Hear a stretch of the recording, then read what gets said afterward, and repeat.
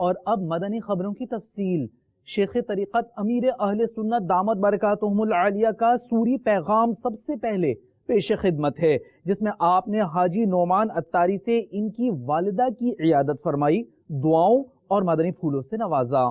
سگے مدینہ محمد الیاس قادری رضوی عوفیانوں کی جانب سے میٹھے میٹھے مدنی بیٹے حاجی نعمان عطاری سلمہ الباری کی خدمت میں السلام علیکم ورحمۃ اللہ وبرکاتہ۔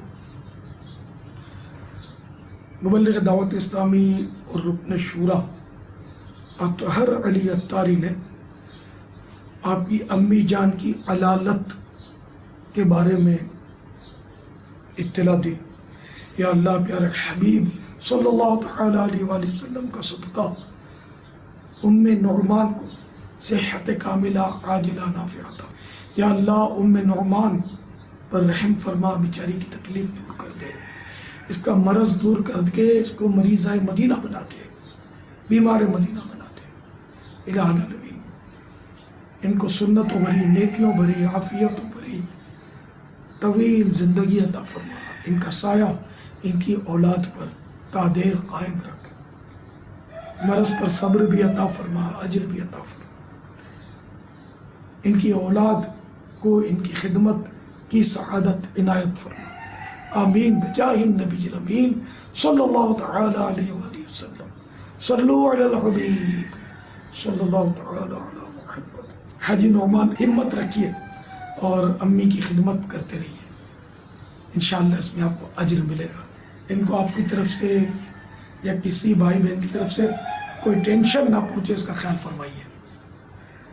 ایک ایمان افروز مدنی پھول پیش کرتا ہوں، مکتبۃ المدینہ کے مطبوعہ رسالے فیضان معراج صفحہ 80 پر ہے۔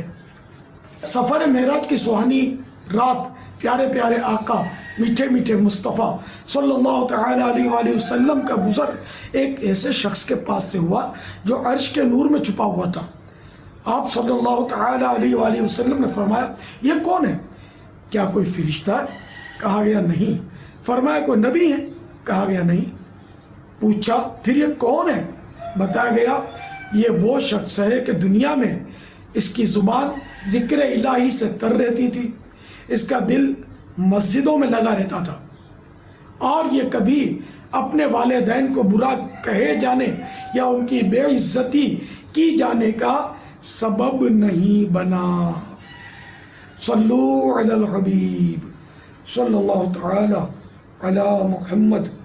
حاجی نعمان اللہ تعالیٰ آپ کو خوب برکتیں دے۔ میری مدنی التجا ہے کہ ایک ماہ کے مدنی قافلے میں سفر کی ترکیب فرما لیجیے، ذہن نصیب خود قافلہ بنا لیں آپ تو ماشاءاللہ ذمہ دار بھی ہیں، ترکیب بنا لیں انشاءاللہ، مجھے خوشخبری بھی بھیجیں، اور ذہن نصیب اگر مالی طور پر آپ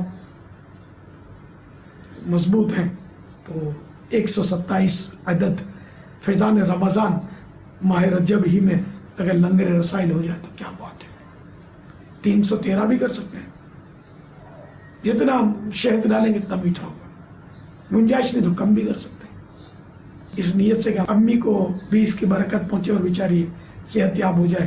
اطہر علی بھائی نے بتایا کہ بہت تکلیف میں امی، جس کی وجہ سے آپ بھی کافی افسردہ تھے، اللہ کرم فرمائے گا، اللہ آپ کے رنج و غم کو دور کر کے آپ کو غم مدینہ نصیب فرمائے۔